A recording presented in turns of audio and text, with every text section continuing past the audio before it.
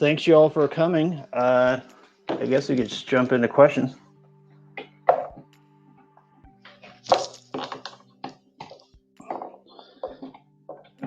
Anyone have any questions? Anybody not able to hear me? Hello?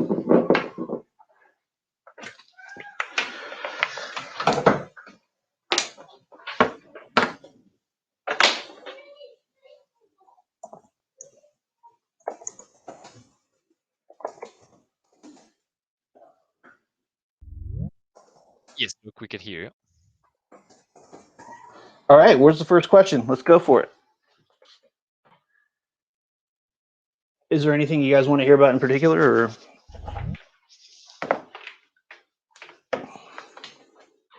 How about P? Who is this here? I'm guessing yeah, Parker. I don't want to assume Parker, but assuming Parker. Hey there. Hey, how's it going? Yep. All right, I had heard some mention on Twitter about moving some things to Cosmos. Has there been any discussion internally on that? No, somebody actually posted a poll about whether BAT should be moved to, or we should do anything with Cosmos, and so I think that's what kind of started this. And so, yeah, no, I no active work on our side as far as I know. Not that we're opposed to it, just that, yeah, not happening right now.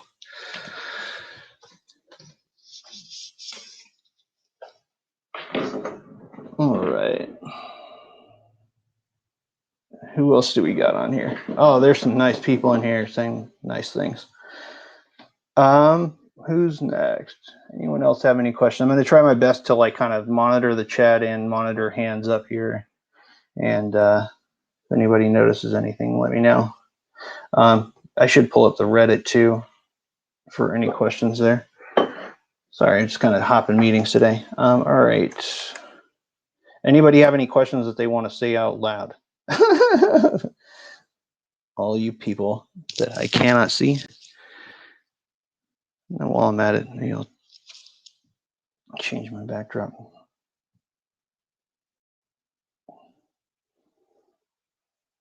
Anyone have any questions? It's pretty quiet.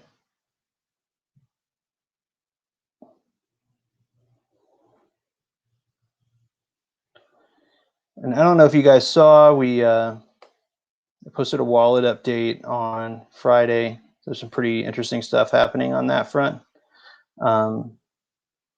That's actually what I'm pretty stoked about right now. And then on the Brave Talk side too. All right, we're threading back around. So we got some new stuff. Okay, any questions? Will we be able to transfer to Gemini? That's a good question. Yeah, we're looking at towards the end of August. I think our 1.29 release towards the end of this month will support Gemini user wallets. We're super excited about that. So all of you folks in New York that have been waiting or using your cousin's Uphold, no need to do that anymore once that happens. Okay, so I see somebody posted what special purpose will BAT serve once the wallet is launched? I think I can answer that in a couple different ways. I think one thing is it's going to consolidate, like everybody has like different wallets in different places. So we're going to consolidate that down. I think the thing I'm super excited about is that there will be an application section so that you'll be able to kind of like jump off into DeFi and jump off into other areas where, you know, it's not as easy to discover. So I think there's a discovery element there with partners on the decentralized side too. And then, you know, just kind of like laying the foundation for what we can do more heavily in crypto. So I'm stoked about that. I think we're also talking about doing rewards kind of based on, you know, Brave swap usage too, and working on kind of the flows for that and putting some formal announcements together for that. But it's kind of like is touching on the past mentions where we were talking about, you know, like user, you know, transaction fees paid in BAT or staking. So we're kind of looking at like what's a effective way to do that with rewards and kind of get more people getting BAT as a process of that, as a part of that process. Someone asked if are Brave ads rewards different if you have multiple profiles.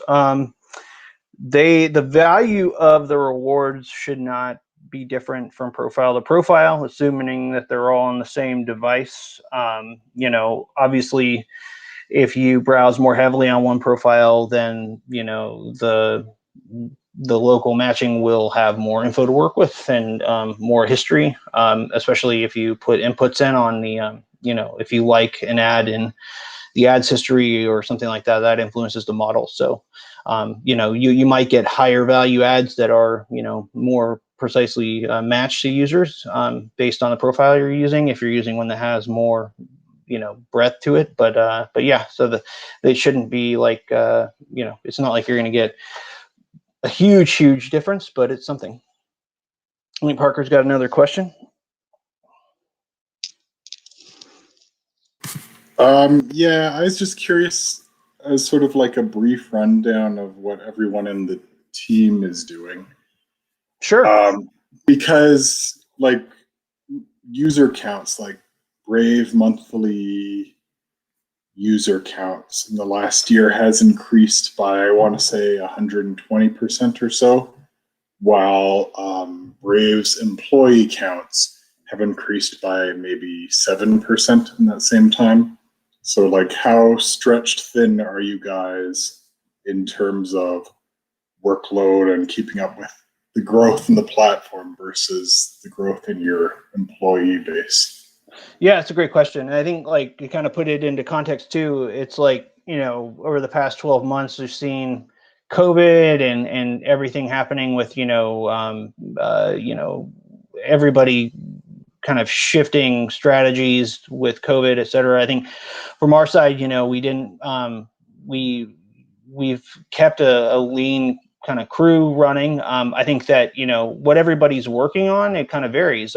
We have a team of folks that are just basically focused on core engineering around the browser and around updates.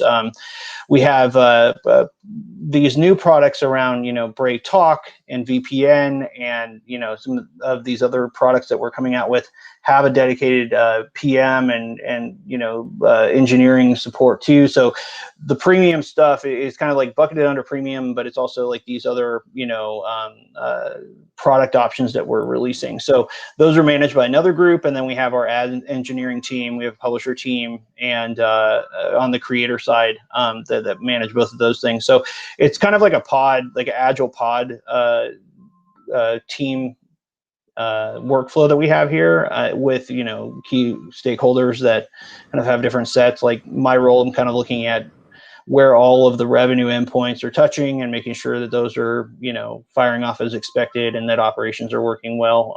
But yeah, we have different, you know, people have different areas of focus. Like Chris Cad is on, you know, product manager for rewards, and so he works with those rewards engineers, et cetera. So, you know, we're hiring more. We've been hiring more people. Like I just, you know, my operations team just grew like by almost doubled in size over the past couple of months, and the engineering team's growing as well.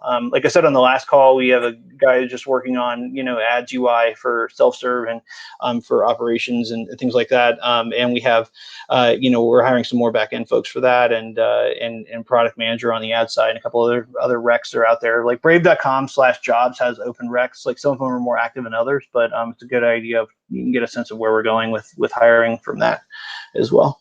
I hope that helps. But yeah, basically, like we've had to kind of like, we didn't do a lot of big cuts or layoffs or anything like that. But what we did was kind of like get on this pod system internally, and then you know, made sure that we were prioritizing projects appropriately. So yeah, hope that helps. Yeah, thank you. I assume Yeah, of with course. like all the stuff you're doing and all the focus on building infrastructure and talking to advertisers, that one of the last steps you might be looking at would be like advertising to users via TV or whatever. Like that's one of your later priorities in the future. Yeah, I mean, I think like right now we're kind of getting to that point where because we had this before, and like I used to work on a lot of our paid marketing back in organic marketing, like back in the day, right even before we did the Chromium fork, and all the concern then was like, you don't want to dump money into getting something that people are gonna, find some rough edges on, right, and have churn with. I think as far as paid TV, billboards, things like that go, I think we're finally getting to the point now where we're pretty close to having parity across operating systems well enough, and to have a lot of those smooth edges kind of polished out to start doing bigger marketing, especially like for things like billboards, and we actually ran podcast ads with Joe Rogan and Bill Burr, and I think Tim Ferriss and a bunch of other guys too. I think we'll start kicking some of that up soon. I don't have specific dates on that stuff, but I think as far as like answering the question goes, you want to make sure that what you've got is like in a really polished state, because you don't want to go spend a bunch of money and then have people bail. But I think that we're pretty close to that there now. And I think with, the suite of products we have that we're going to market with, or even have in market, it's really kind of coming together. So I think, the next, 6 months or so, you'll start to see more and more Brave everywhere. And probably not TV as much probably as things like billboards or, other kind of brand marketing, that we can, start to qualify and measure pretty easily. But I hope that helps. Thank you. Yeah. Just scan here. There's a lot of people here today. Hello, everybody. Going up to. Okay, so checking out the chat for more questions. Are more socials coming to Brave creators? Someone mentioned on Reddit, Stack Overflow could do with some tipping. I agree. I think that would be awesome. Discord too. I think that we're looking at more options too, and I think one of those things where which ones do we go after first, and what are we hearing the most of from people demand as far as demand goes. Like we did some around what was it? Trying to remember what it was called. Anyway, we did some other ones around like potentially SoundCloud, things like that in the past. But I don't know. I think it's worth us polling people on to figuring out what they want more of. And I think also something that kind of came up on the last call here that I've been thinking about a lot too is like, what options can we add into like things like Brave News to make it so that, you can give us a sense of what you want to see, and then how can we find similar do similar content discovery around custom feeds you're putting in that are more tailored to you without it being doing it the Brave way, so it's based off of what you have on your device. So things like that I could see getting really hot, especially as more and more. It's just gets worse with the censorship and with I'm just seeing it. It's almost like it was 2 years ago when people were talking about getting demonetized every 5 minutes. Like starting to see more and more of that with except instead of monetization, it's like misinformation and things like that are getting even more subjective. So I think you'll see more and more features that are in landing in the product that kind of work with Brave's ethos around independence and having something neutral where people can learn what they want to learn and not learn what Google wants you to learn, right? So hope that helps. Let's see here. All right. Oh, someone was nice enough to paste the Reddit link in here. So let me see if there's some questions here. And if anybody like has questions, just speak up too, because I'm trying to look at 3 different things right now and failing at looking at all 3 of them at the same time. So any questions? Okay, can I ask one? Yeah, of course. Okay. I was like asking for profile logins. They saw that Chrome has that you log in like your email and everything from your preferences to password are actually stored on the cloud. Should in case you lose access to a particular device or laptop, so as to switch. I don't know if that can be done possible for profiles. Yeah, I mean, I think we've done some work with this on Sync, and I think that you could see us do more of that. I think, you know, it's a delicate balance here between like if Brave does store some information that's yours, we want to make sure that we can't directly access it, you know, in case there's a breach or some other issue. I blink, trust me. You know, they yeah, you know, so it's always kind of this balance between like, okay, like making sure that if something is stored, that it's encrypted before it's stored. That way, if somebody came and took our servers, or, you know, we just don't want to know what you're doing. We don't want to know about you. So it's kind of a balance where it's like, it's Google, you're logging your whole life to the server and everything works with all of that stuff. And, you know, anyway, hope that helps. Okay. All right, so we got Brave Cloud Storage. I don't know, it's not as high on the priority list right now, but TBD. Luke does blink. More options in Uphold. I talked about this a little bit earlier. You know, Gemini's right now, if you're in Japan, you can use Bitflyer. Gemini has publisher verification available, and at the end of August, you'll have user wallets on Gemini too, so you can move to Gemini if you're on Uphold and you want to change, or if you hit, you know, the linking limit or something on Uphold, you can try out Gemini and you know, go forward from there.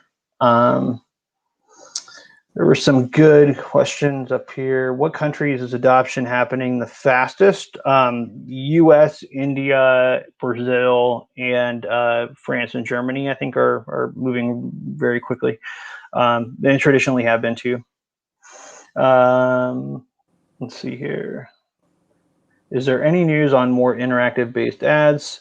I've seen Brave using ads for internal surveys, etc. Yeah, no, that's a good question. So as far as like more interactive ads, actually, I answered something in Reddit about this last week, because people have been seeing their custom notifications that will run, and then there are kind of these operating system based notifications that we run with Brave ads.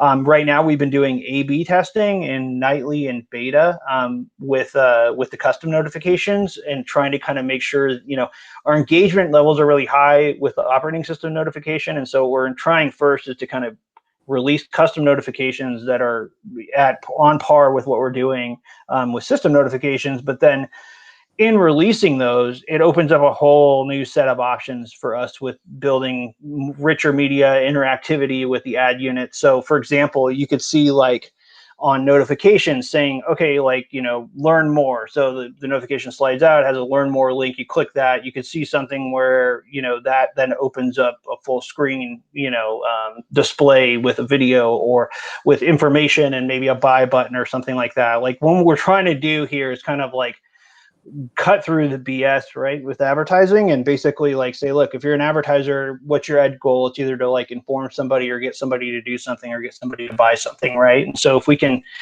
get them, you know, informed faster, like without even having to leave the page they're on, you know, you can see like an expanding, you know, full page thing that you could even bookmark and, you know, purchase from directly. Then you're cutting out a lot of the friction from the process. And that kind of aligns with what we're trying to prove to advertisers, where it's like, look, put $1 in, what do you get out? You know, like if we can't put all these measurement vendors in here that are collecting everybody's data, then what do you really want to know? You want to know if you're getting a return on investment. So if we can build richer units and that help to cut that friction down in the funnel even more, then we're winning. And I think that, you know, there's a lot of cool stuff that we can do that we're looking at doing with those. But the first step is to kind of like cut over to those custom units and make sure that we're doing so in a way that's not, you know, causing a performance hit or interrupting system notification, things like that, making sure that everything is, you know, if somebody turns on do not disturb, that you're not disturbing them with a custom unit, things like that. And that requires testing. And that's what people are starting to see here too, like in reporting about, because yeah, if you're in an A or B group, you're either seeing, you know, operating system stuff or custom notifications. So hope that helps. All right. How's progress going regarding SelfServe? So we're making progress on that front. Like I mentioned, in June, we hired a guy that's focused solely on, you know, SelfServe. Right now, we're basically coming up with a list of countries that we're going to announce. It's also like, you know, summertime is traditionally slow, and I can talk about that in a minute too, because I think we put some growth numbers out. I think last night or this morning or something like that. But traditionally, like if you're looking at this globally, like Brave's a global company, we have a lot of attention in the U.S. But if you look at like Europe in summertime, a lot of people take summer off. A lot of people in the U.S. take summer off. Traditionally kind of a slow time, especially like over summer. So you kind of want to hold back some releases or programs, things like that, a little bit. I think with SelfServe, we're still on path to doing a regional rollout with that in the next month or two, most likely 2 months out probably, and that gives us additional time to just kind of make sure that we have everything set up and running, and that we're forecasting out delivery and not impacting our direct sales too much. So I hope that helps. Not much of an update from the last call, but it's still very top of mind and very much something we're working toward. So I hope that helps. And let me see here. Someone says CTR slowly decreased over time. That's a really good question.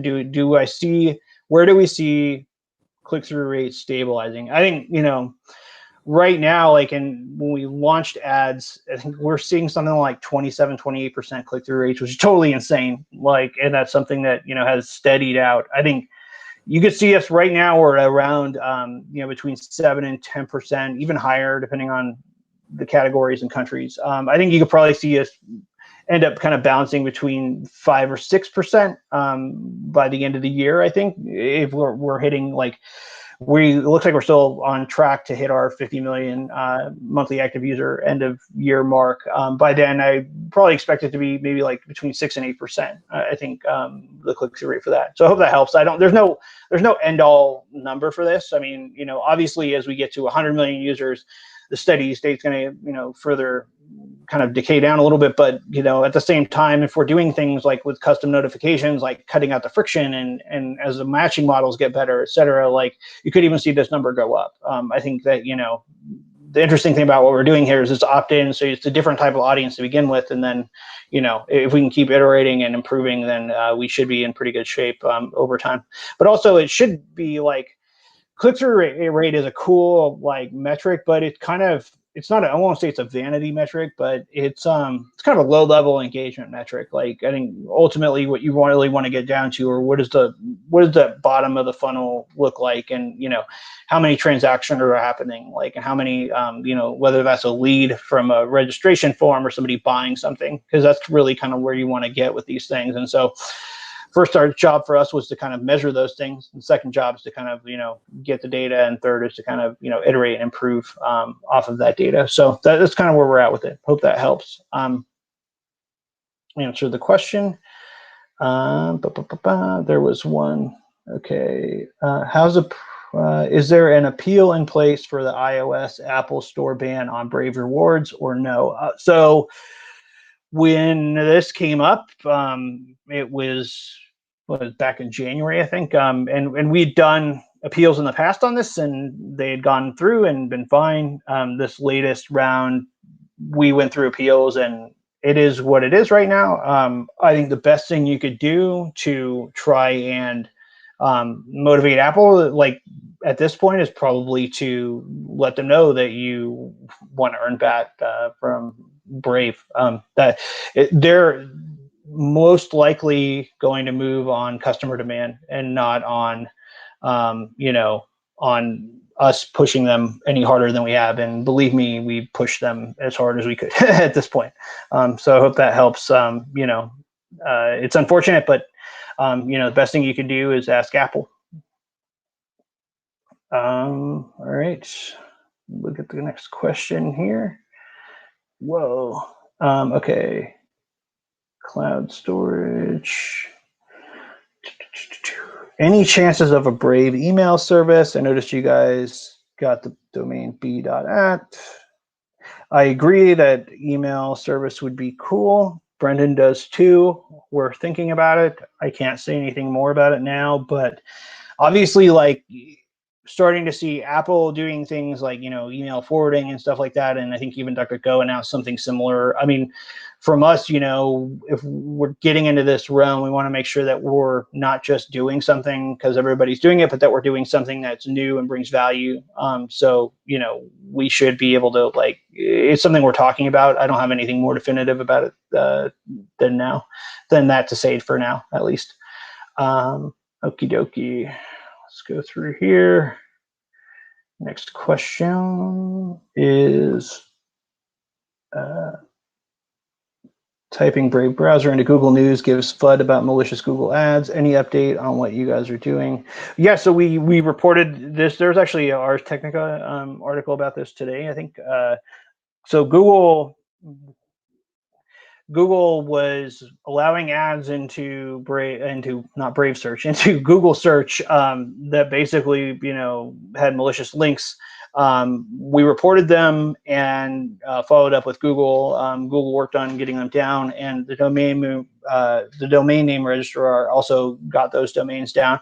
It's kind of like a cat and mouse game, and unfortunately, I mean, it's Google's system, so everybody's kind of dependent upon how good their vetting process is. And I think that's kind of a different thing between what we're doing at Brave and what Google's doing. I mean, we're not as big as Google, obviously, and we have people vetting every ad that we're running. So that's a bit of a differentiator between us and them. But I think, yeah, it's unfortunate that these things happen. But, as long as we discovered it and we acted fast on it, Google says they pulled them down. So everybody kind of working on getting that resolved as soon as possible. But I hope that helps. When ads released on search engine, will advertisers still be required to purchase BAT to run their ad campaigns through Brave Search? So when the question is, when ads are released into the search engine, will advertisers still be required to purchase BAT to run their ad campaigns through Brave Search? So just to kind of like clarify this, right now, advertisers can run an ad campaign and spend dollars on the ad campaign. We offer the option for them to either spend in US dollars or in BAT. And that's why if you go to brave.com/transparency, you see the purchases of BAT from Brave are actually buying the 70% revenue share to the users from advertisers that are for campaigns where advertisers have spent USD. So we're buying BAT to cover that 70%, the reward to the user. So that's because we allow advertisers to spend in USD or BAT. So the same thing will apply for Brave Search when we release ad for that too. The key thing for this is that we have a sales team of 10 people that are really good. They've been doing a great job bringing in demand for the platform. It's a hard thing to sell private ads. It's harder than people might realize because you're going in there and telling people like, hey, this is all these great things we do. Then they say, cool, we want to put all of our tracking in there. And you say, no, you can't do that.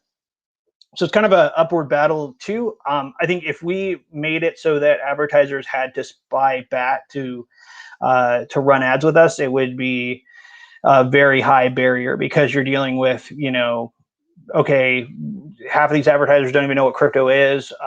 Their legal teams have opinions, all this stuff, right? That is native to crypto, that is new and foreign to people that aren't familiar with it. Especially on the business side, it's even more intense because, like if you're a user and you're verifying with like an Upholder or Gemini, there's a consumer flow, and then there's a whole different set of requirements for businesses. So, keeping it easy for advertisers to buy in is important. Similar with like publishers too. Like, we let them kind of offboard into whatever they want that's supported. So, yeah. So hopefully that answers the question. But what we're starting to see, and this is interesting, is just more and more advertisers starting to spend in BAT a lot more, like 2 to 3 times the amount of advertisers are now spending in BAT where they weren't before. So hope that helps answer that question. Let me check this. Wow, there's novel here. Acceptable Park was busy at work on crafting this one. I like it. Okay. So I saw there were like 3 JRE questions. Like, is Brendan going to go on JRE? I don't know yet. We'll find out. I don't have a good answer for that yet. Let him know. I think that's one thing you can do is just, let people know that, let him know that there's demand there. I've let him know, and, nudges aren't bad. Okay, first question from Acceptable Park. Or unless someone wants to talk. If someone wants to talk and can prevent me from reading questions, much appreciated. If anyone has questions. Yeah, go for it. So obviously with like the initial users of Brave were all privacy focused or crypto related. And I'm curious to see how that trend is played out as we have more public adoption, because like how many users, like what percentage of users would you think even opt in to ads? And then with auto contribute, how has that trended up or down as more general public users has joined the Brave space? Because I do think that a lot of the crypto users immediately turn off auto contribute, and a lot of the privacy users turn off ads in general. So I'm curious what you think as we move more towards a public, like a general public population, how those trends will play out. Yeah, I think it's a great question. Like, I think part of this is around, okay, like, it's interesting right now because, privacy was kind of a different topic when we started compared to where it is now. Like, now you've got all these, we're working with privacy kind of entering the zeitgeist, where you've got, Apple and you've got Google and all of these big tech companies talking about privacy in a way that they're forced to talk about it now to the public in a way that they haven't had to before. And then they're also stuck with a challenge of having to kind of like redefine their own position on privacy and kind of in a lot of cases try to have their cake and eat it too with a lot of these things, which can be challenging for them. And for us, it's always been simple, because user first model, don't collect your data, like work with what's on your device, etc.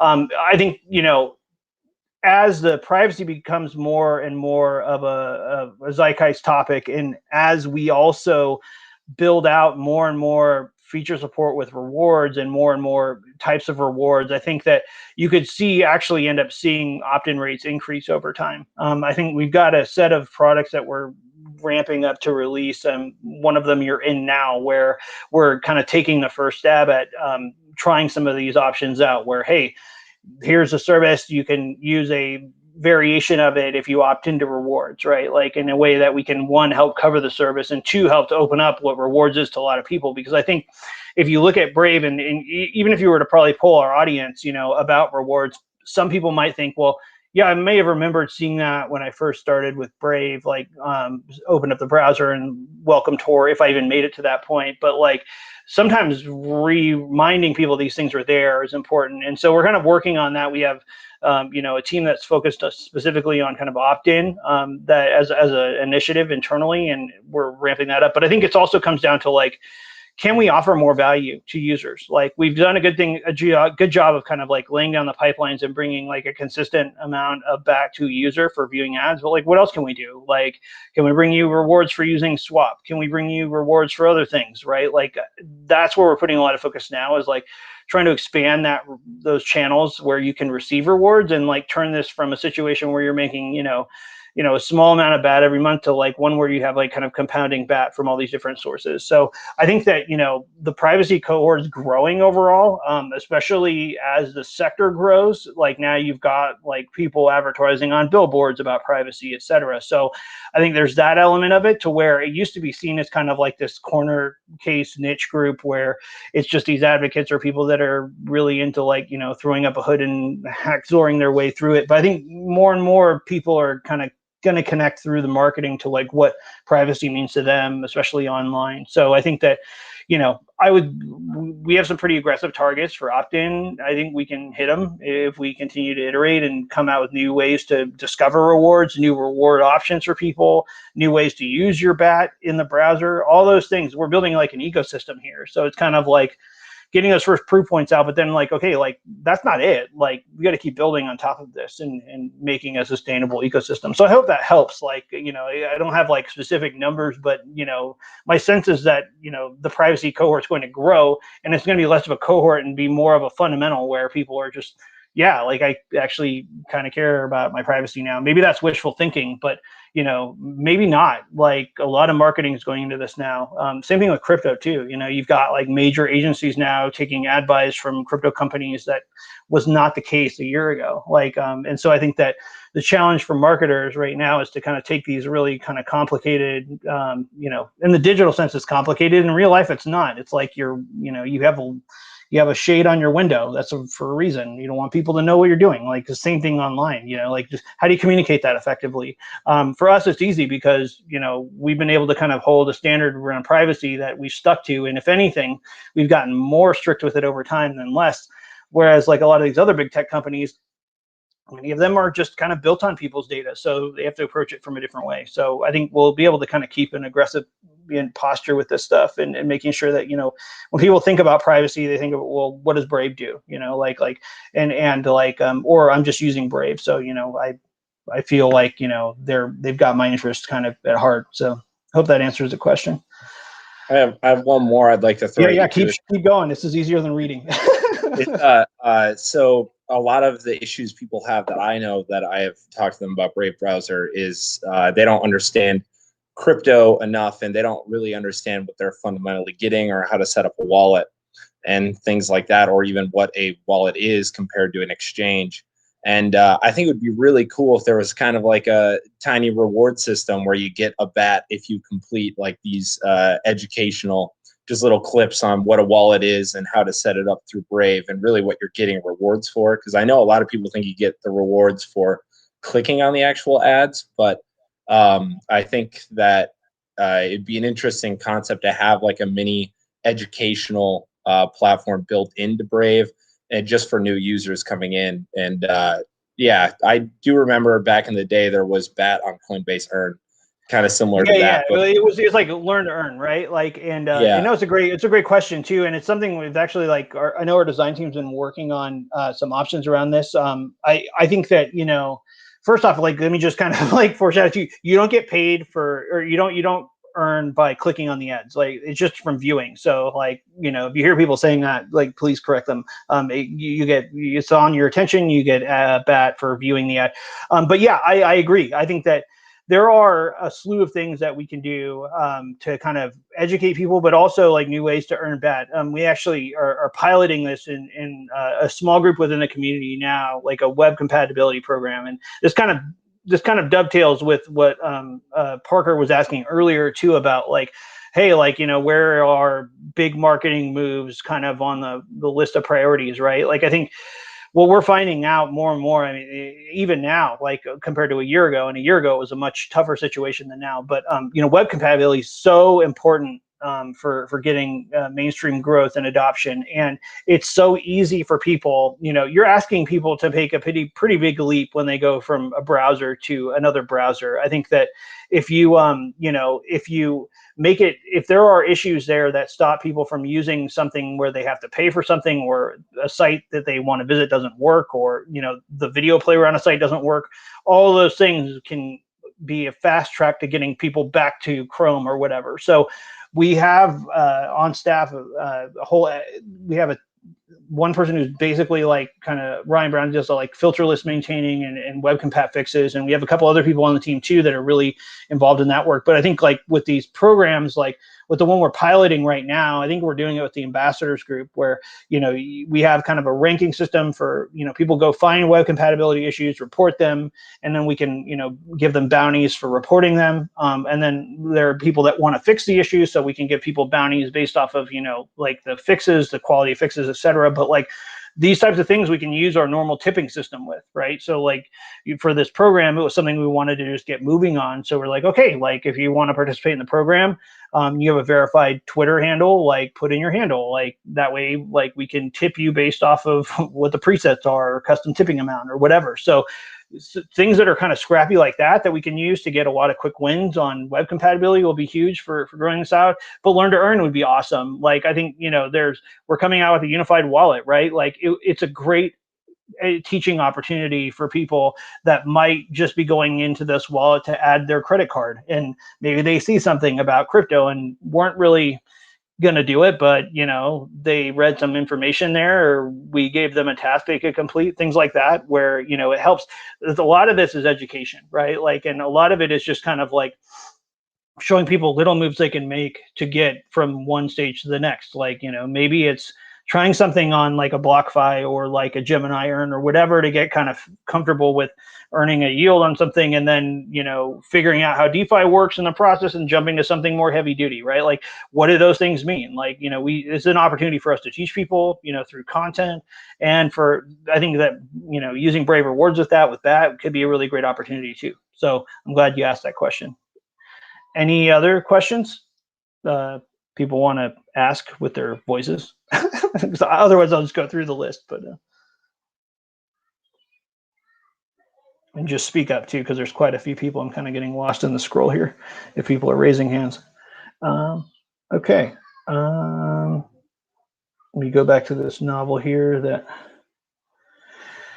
we had from Acceptable Park. As far as I understand, once Themis is fully released, everything will happen on chain through the use of smart contracts, tipping, ad view payouts, etc. This means that once Themis is released, there will be no more need to go through KYC exchanges in order to receive BAT you've earned for the month by viewing ads. Well, I mean, like, we always want to aim towards the path of like being fully decentralized with no KYC. I think that a lot of this is going to come down to like the regulatory landscape.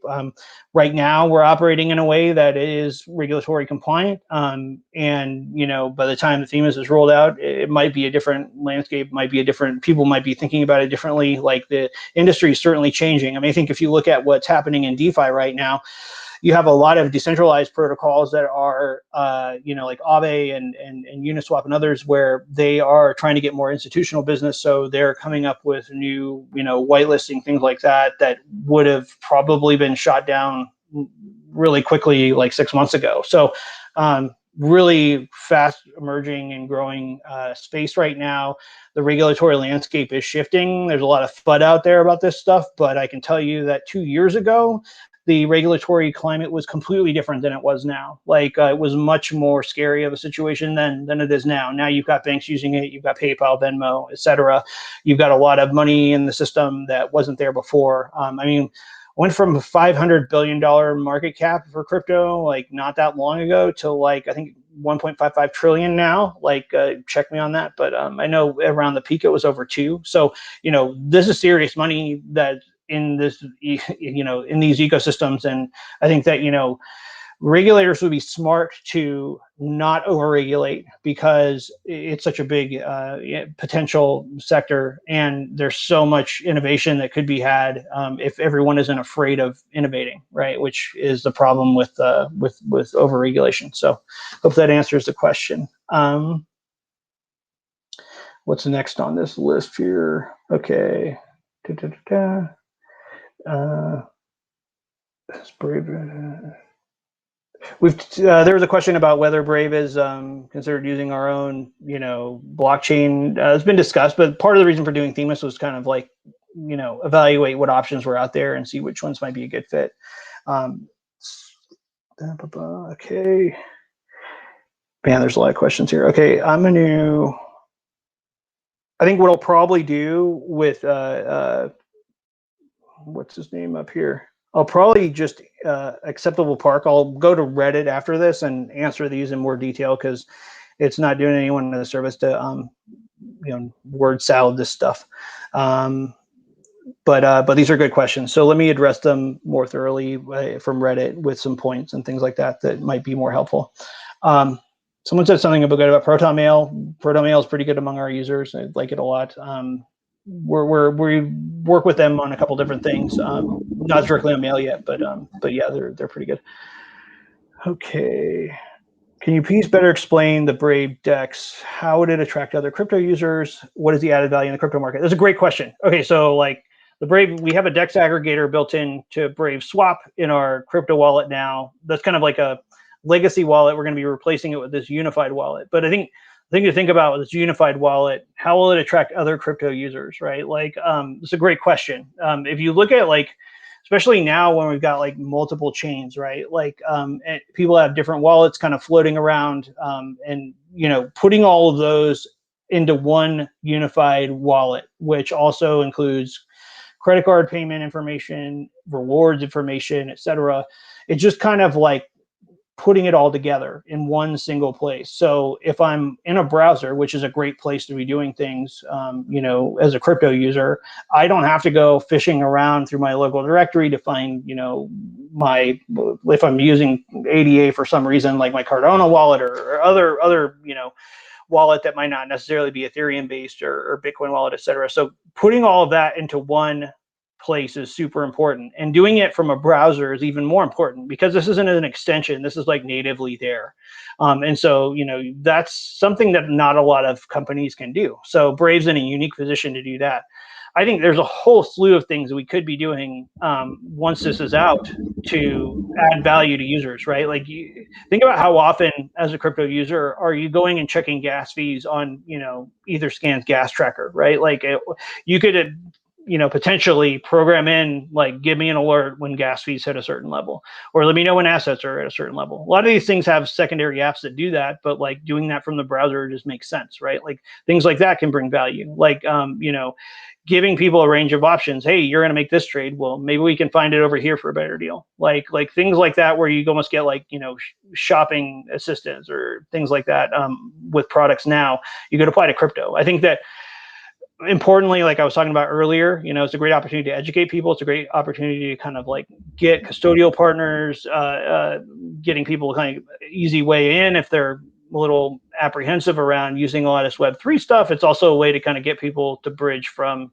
those sources to Web3. So, you know, a lot of potential there. I think for us, it's like, you know, having an option for people to be able to swap crypto is great. I think, you know, where do we take that with NFTs, right? Like in access control and experiences in the browser where you can use crypto as an option, or, you know, you can access a site with an NFT, or, you know, you can sign in with your, you know, with your wallet, other things like that, where, you know, as a browser, it's really kind of an ideal platform for, you know, integrating a unified wallet. So, and then what can we do with partners to enhance those partnerships and offer value to our users? So I think there's a lot of value in what we're doing with the unified wallet, and a lot of value for crypto users. I think the other thing I'll say for like diehard crypto users, right? Like if we have a section in this wallet where it is basically has DeFi applications, like for me working on the business team, it's like a huge opportunity for us to engage with those applications and see what we can do together to like drive value and growth for both things. So, you know, there's a whole slew of options that come available. I'm super excited about on that front. But yeah, so I hope that helps answer that question for you. Here we go. Taxman always wants his cut.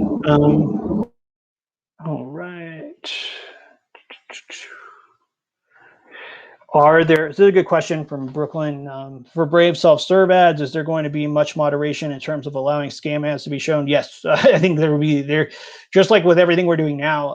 And part of the reason why we're basically like taking our time a little bit with the rollout for self-serve is you want to make sure that, one, like, not only can you support customers, but two, that you're making sure that we check every ad and that every ad is kind of hitting an approval process, so that we don't have people putting ads on the system that we wouldn't like. So I think as far as moderation goes, you know, we have a standard we kind of work with now, where, you know, if certain crypto companies want to advertise, we have a set of criteria that we look at when we're evaluating that, both with the company level and with the ads that are being run, because there's two different sets of circumstances there. You know, you want to make sure that if there was a dispute or something, the company is established and that they have an address, for example, or you know, have privacy disclosures, all that stuff you'd expect to see. Also, that the site isn't, you know, fine printing their way out of any kind of liability if they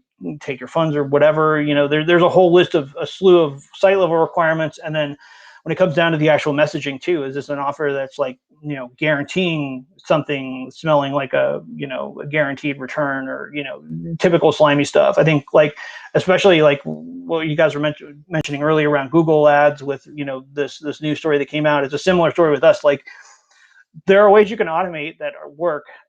Ads are also something where, people can get really clever. And, our first priority is always going to be protecting our users. And that's, if that means, having an extensive vetting process, that's what we're going to do. So I hope that answers the question. Anybody have any vocal questions? All right, Parker. On the topic of Brave decks, has there been any discussion towards Brave providing liquidity for a number of, say, trading pairs? Since everyone will have BAT from the get-go because they're earning it, has there been any thought towards contributing to, like BAT Link, BAT ETH, BAT DAI pairs, etc.? Yeah, there has been. I think part of this too started back when we were working with some of the gaming partners. But I think that, that's when I mentioned a minute ago about, having this application area for DeFi protocols and DeFi management. Like, one of the things that's really interesting about that is that if we make it easy for people to get into DeFi, like, okay, what are ways that we could utilize BAT within DeFi?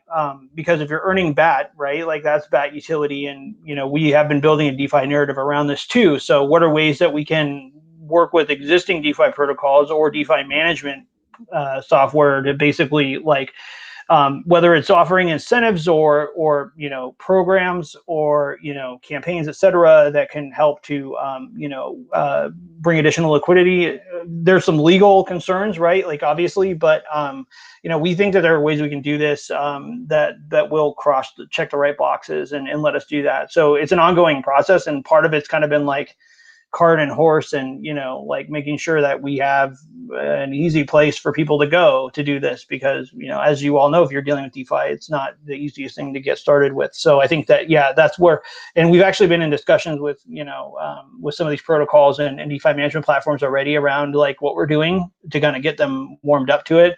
I mean, like there's some really interesting stuff going on with liquidity pools right now, and anybody that follows my Twitter probably sees me fanboying about what Instadapp's doing. But I think that, like, if you look at what like Gelato and Instadapp and all these other and what just V3 Ethereum or not Uniswap is doing around changing the game, I think there's a lot of interesting stuff there. There's a lot of interesting potential around using NFTs with DeFi, and even within the community, there are ways where we could be adding NFT support, and then once you have the NFT, I mean, like, I don't know, this is all so early that I think that I'm super excited about what we could do with the DeFi protocols. I mean, they added BAT, right? Like, I think that's a really interesting thing here, is that Maker and Compound and several of the other DeFi protocols out there added BAT support. Aave added BAT support kind of organically through their communities. And I think that, if you look at Compound too, like BAT's one of the, aside from stable coins, is one of the better yields that is out there for as far as DeFi protocols go. I mean, and so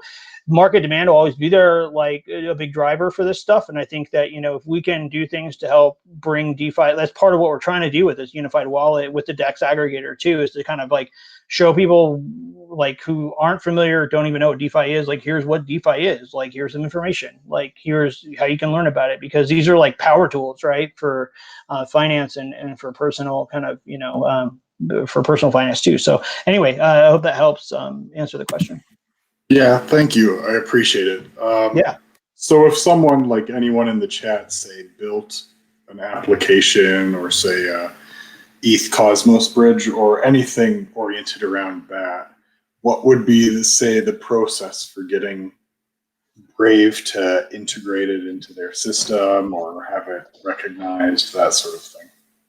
Yeah, I think so. Some of this will be like wait and see kind of stuff as we bring the wallet out and we kind of see, like, okay, what are ways where we can add new protocols, or what the process. A lot of this stuff's handled kind of like through create a pool on anyone make a Uniswap pool, right? Like, so some of this might be around like how we surface these things. I don't have the best answers for that right now, other than it'll be great when we get this out there to kind of see what the demand is like and see what the engagement's like with these DeFi protocols. And I'm sure there will be kind of like caveats or like subsections within these things, right? Like we might do something, you might have the situation where we're doing something with a DeFi protocol, but then maybe there are things that the community is doing within that protocol too that people can take advantage of. Like, so I think it's pretty greenfield with as far as that goes. And as far as promoting these things go, it'll come down to kind of like legal questions around like, what can we do? How heavily can we promote it? How heavily should we promote it, right? Like, and so, yeah, I think those are open questions that will take in time, but I'm excited that we're getting to the point where we can like start to answer them, right? So Thank you. I know, I think RM and Kleiner, I have a call, I actually have a hard stop today at 3, so I'm gonna try and kind of keep this going as much as I can, but I think I saw that RM and Kleiner had hands up, so I don't know which one of you all wants to go first. Yeah, I was wondering how the privacy provided by the built-in Tor browser compares to the regular Tor browser. Yeah, that's a good question. So I think that you know, we disclose this too. Like, if you're concerned about state actors, right? Like, if that's your threat model, like, go get the Tor browser. If you're looking for a more private browsing context within a browser, then browsing over Tor and Brave is probably the most private browsing experience you can get from a browser. But once you go outside of the browsing context, it's a different story, right? Like, you know, when you run Tor and Brave, you're running it in a private window session. It's not applied to every connection that you have running on your system. So that's an important difference, right? Because if you had, like, you know, a standard window open in one side, one monitor over here, and you have the Tor, you know, you're browsing with Tor in a different window over here, you're only getting that Tor route through that one window. You're not doing that ever. And so if somebody were to rely on that, they might, you know, they're leaking data, right? Like, so, or leaking information, right? So you don't want to, we've been really careful with mentioning, like, look, like, this is not for, you know, averting state actors that are coming after you. Like, this is for an actual private browsing mode in a private browser, right? So it's an important difference. Yeah, I think Hitcha, or was there a follow-up to that, or yeah, that's Hisham. Go for it. Yeah, I have a question, please. I believe in this product. I think it's really great. I've been using it myself. I'm a senior developer. I know things about it. The only concern I have is that we don't have a communication. A lot of people, even my colleagues, they don't know about it. Once they use it, they love it. I mean, but how can we reach people out there? How can we show them the Brave that's great and to buy that and all that? That's my first question. The second question, do you have any price target for the BAT, like in 5 years, for example? Thank you. Yeah, it's a great question. I far as price target goes, like, I don't have a price target. I will say out loud for various reasons. But you know, it's in our interest for the value of BAT to increase, because it means more utility for more services, right, in the browser. If we can go to a publisher and say 1 tip equals, you know, the cost of your introductory subscription, that's a really interesting conversation for the publisher. Whereas if it's like, you know, a quarter, it's not so helpful, right? So we don't really comment on the price specifically, but we are trying to build in as much utility and as many options as possible to use BAT to, you know, bring as much value. It's an ecosystem, right? And the mechanics are such to where, you know, over time it becomes fractional too. So, you know, I that's as far as I can get into it without getting myself into trouble. But you know, the memes are awesome to watch, and that's all I'll say about that. But you know, the second or the first question that you had around kind of letting people know, I think this all starts with like diehard users and then friends and family of those users getting familiar with it. Like I said earlier, we're putting a focus on brand marketing over the next 6 months. So it should get up and get more people out there. Right now, we're really focused on getting a few of these, you know, products and some of these milestones hit. And then we'll be marketing for each of those. I think one of the other interesting things about what we're doing, like with Brave Talk, because you're in here, is, you know, it gives us a different angle to market Brave. Like we started to do this with our VPN last summer when we released that on iOS, where it was like the real first opportunity to like market something for Brave that wasn't just a browser. And so you can see this, like in search is another option, right? Like search, you can use Brave search outside of Brave, but if you use Brave search inside of Brave, you can use, you know, backfilling results and things like that, where it's an even better experience. So I think that what you'll start to see with like Brave Talk with these other things are, hey, maybe there's a feature we can get into the hands of somebody that wouldn't necessarily convert to a browser, but they start to use it and they start to see some of the other options that can come with coming over to Brave, or maybe they just like it and they like that there's an alternative, like, and then they move over to Brave. So I think a lot of this is like product to product marketing, and it's also, you know, direct marketing and just letting people know that it's out there. But we have work to do on the marketing side, like, but you know, we've been growing pretty strong, and I think there's some seasonality, and you know, I'm already running late to my I'm supposed to interview somebody in a couple minutes, but I just say, like, you know, to kind of close really quickly, like on, you know, we released our numbers for, I think it was over 34 million monthly actives that came out. And I would just kind of let everybody know, look, like summer seasonally, you know, slows down, right? Like you've got people in Europe that are out, people are on vacation, etc. We've seen this every year, you know, and I think, you know, this is a normal seasonal trend. So like I've been seeing people flooding it up this morning over it. Like it's just, you know, it's a seasonal trend, right? Like, and as far as like, we hit our target that we've estimated by the end of the year, 50 million, I'm confident that we will, if we can continue to execute and do what we're doing. We've done it. We've hit these targets every year. There is no reason why. I mean, there are always reasons why things can't happen a certain way, but you know, we have the wind to our back as far as like privacy goes and crypto and all of that. And I think it's going to be a really interesting, you know, couple of quarters, especially on the crypto front. So every time that, you know, crypto's warmed up, we tend to see a big spike in user growth. So I'm excited about it. Thank you all very much for coming here, and I hope you know, you all got something out of this. And then we'll check back. I'll come back on in another couple of weeks. I'll bring some other folks too, and get Watson on maybe if he wants to talk to you. Sorry about that, Watson. But thanks for coming, y'all. And I'm on Twitter. If you guys want to talk, just yell at me or throw things, or back channel through wherever you got a back channel through. Thanks a lot. Appreciate it. Thank you. Yeah, take care, guys. Yeah, bye-bye. Thanks, Luke.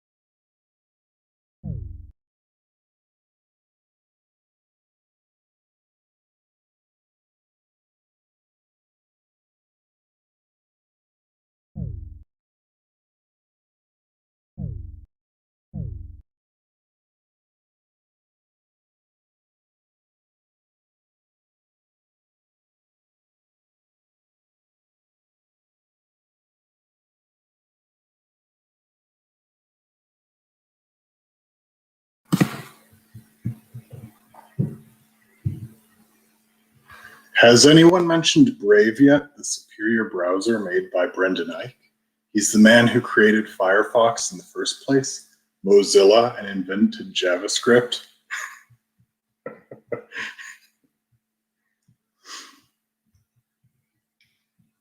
Ah, damn it, I lost it. Where the fuck is the... I need to recopy the fucking thing. Send it. Yeah, give me a sec.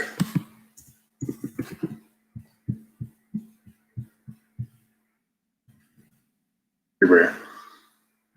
Who created Firefox in the first place, Mozilla, and invented JavaScript, the language used on literally every website? Take a moment and look at his head. Look how big it is. It's literally 8 times the size of the average human. Compare the size of his head to someone like Zuckerberg or Bezos, and Ike's head dwarfs theirs. Just look how fucking massive it is. Now imagine the size of his brain, how much it can compute. Complex critical thinking problems are decimated by this man's brain. It literally radiates power at idle. It has so many wrinkles in it. This man with his massive brain became sick of seeing the average person taken advantage of, their privacy denied, and their information sold by massive conglomerates like Google and Facebook. So he created Brave, a browser that automatically blocks all ads and trackers. Not only that, but the browser is so big-brained that it actually pays you to use it.